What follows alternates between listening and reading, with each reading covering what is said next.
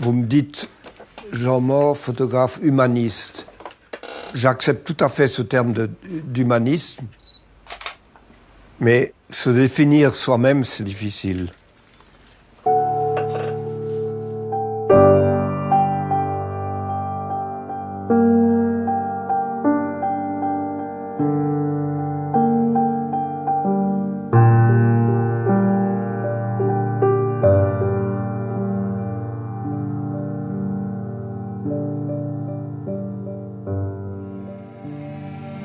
Non, je ne suis pas un photographe de guerre parce que photographe de guerre, ça signifie être sur place avec prise de risque manifeste.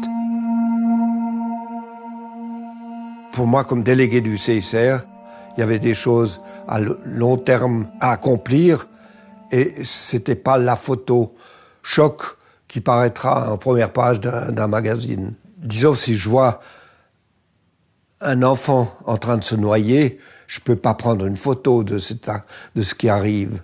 Je peux tendre une main, je peux aller chercher un bout de bois ou quelque chose pour le repêcher. Je cherchais avant tout à témoigner. On a fait appel à moi parce que j'avais une approche non pas plus douce, mais où les gens pouvaient un tout petit peu s'identifier.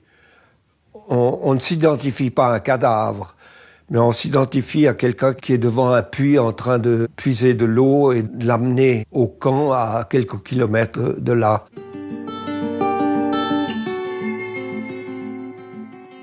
Étant donné que j'avais un nombre restreint de jours pour passer dans un camp, je devais entrer très très vite en action.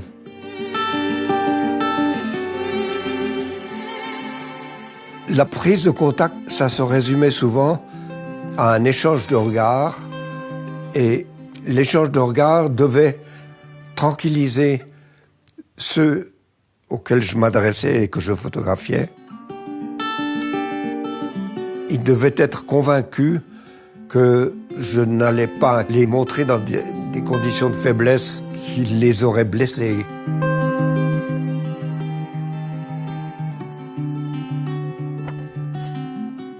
Ce que je vois sur cette photo, c'est probablement ce que j'ai vu au moment où j'ai appuyé sur le déclic.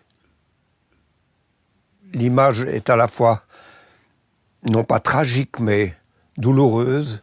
Cette femme a vécu des mois comme réfugiée à Chypre, dans un camp, avec plusieurs milliers de personnes. Elle n'a toujours pas tout à fait compris ce qui lui était arrivé et ce qui est arrivé à son pays.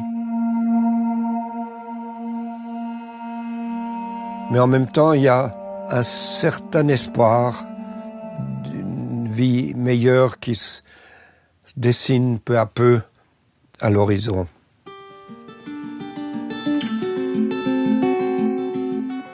Les enfants dans ce type de photo-là, c'est miraculeux. Parce qu'il leur suffit de tellement peu de choses pour basculer dans un jeu. J'ai pas eu de problème spéciaux à les montrer dans des situations difficiles parce que, encore une fois, là où il y a des rires d'enfants, il y a toujours de l'espoir. Ça m'est arrivé assez souvent d'avoir envie de reposer l'appareil et puis ensuite, je me souvenais que j'étais là pour faire quelque chose de très précis, c'est-à-dire prendre des images pour convaincre un grand nombre de personnes dans le monde qu'il fallait réagir, qu'il fallait intervenir.